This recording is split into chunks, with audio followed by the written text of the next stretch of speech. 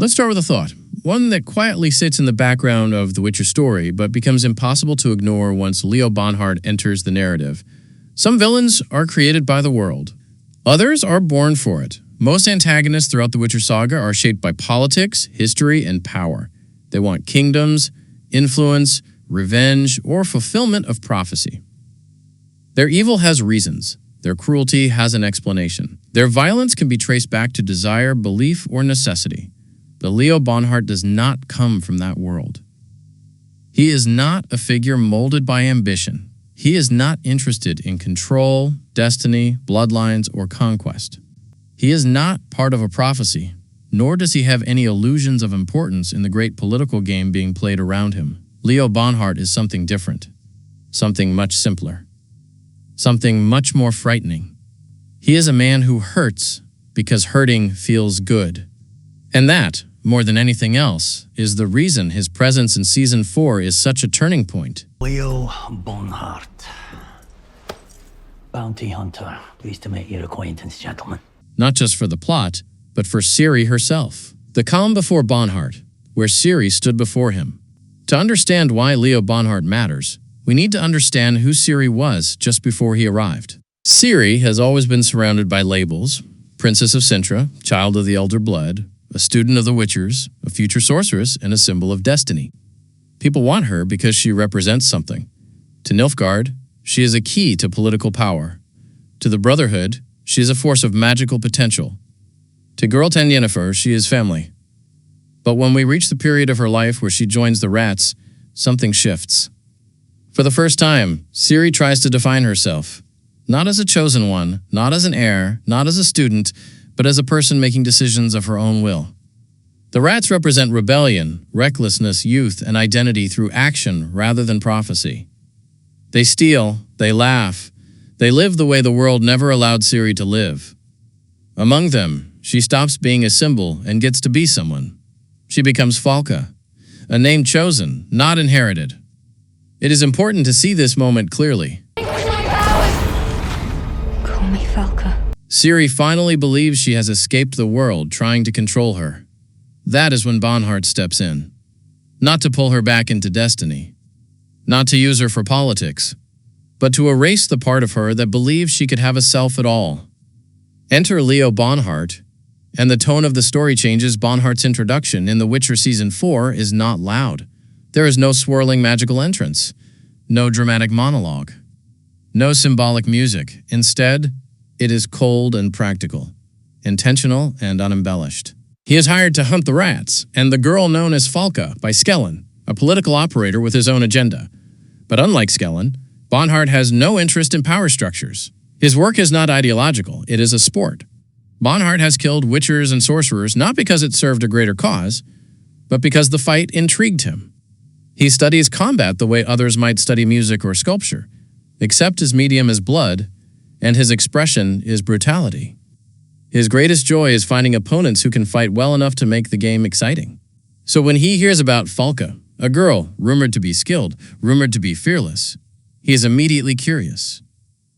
Skellen offers payment, but Bonhart was going to take the job regardless. He wants to see for himself if the rumors are true.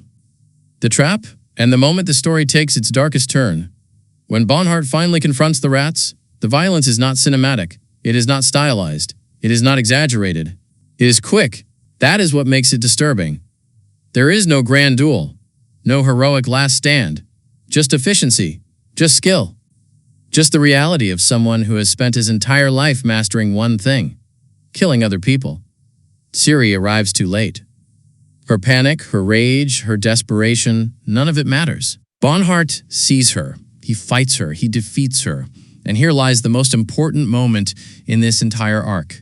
He chooses not to kill her, not because she is useful, not because she is valuable, not because of her heritage, but because she fought well. That is all he needed to see. It is the recognition a hunter gives a rare animal, the thrill of catching something difficult to catch, the pleasure of owning something rare. For Ciri, this is the beginning of a nightmare. For Bonhart, it is the beginning of playtime. The psychological horror of Bonhart, and why it matters many villains break the hero through philosophy or power. Bonhart breaks Ciri through removal of choice. He does not ask her who she is. He does not ask her what she wants. He does not care about her dreams or fears. He strips Ciri down to the most primal state a human being can experience: survive or die. There is no middle ground. There is no moral lesson. There is no identity left to cling to. This is why Bonhart is so terrifying. He is not trying to convert Ciri. He is not trying to control her destiny. He is not trying to reshape her philosophy. He is trying to erase her sense of self. In doing so, he forces Ciri to face a truth she has never truly confronted. Her destiny is not something she can choose, but her response to violence always is. Claremont, where Ciri stops being a symbol and starts being a survivor in the books, and almost certainly in Season 5, Bonhart forces Ciri to fight in the arena. He turns her into a spectacle, a warrior who kills for the entertainment of crowds. But here's the deeper meaning. Every fight Ciri wins in that arena is not just a victory. It is the rebuilding of her identity, not as a princess, not as child of destiny, not as Falca, but as Ciri, the one who endures. Ciri becomes terrifying, not because she learns violence, but because she learns that she can survive anything and still remain herself. This is the part Bonhart never understood. He believes that cruelty shatters people. He believes breaking the body breaks the soul. Ciri proves him wrong. The final confrontation and why, it is one of the most important moments in the entire saga. When Ciri escapes and eventually reaches Stygia Castle, the moment of reckoning finally arrives. Bonhart stands in her way. But she is not the girl he captured anymore. She has learned how to kill. She has learned how to endure. She has learned who she is. Cahir tries to fight Bonhart first and falls. This is Bonhart's final act of psychological warfare, one last attempt to wound Ciri emotionally. But this time, the method that once broke her now strengthens her. She steps forward, she fights, and she kills him, not as revenge, not as justice, but as a declaration of identity. Bonhart dies realizing the truth far too late. He did not break Ciri, he created her. So why was Leo Bonhart introduced now? Because The Witcher is reaching its thematic climax. Ciri must step out from destiny and prophecy. She must stop being something others define. She must become someone who defines herself. You cannot understand Ciri's final form without understanding the fire she walked through to reach it. Bonhart is that fire. He is the darkness that makes the light of her character meaningful. He is the reason her strength is not just magical, but human. He is the villain that strips away the myth to reveal the person.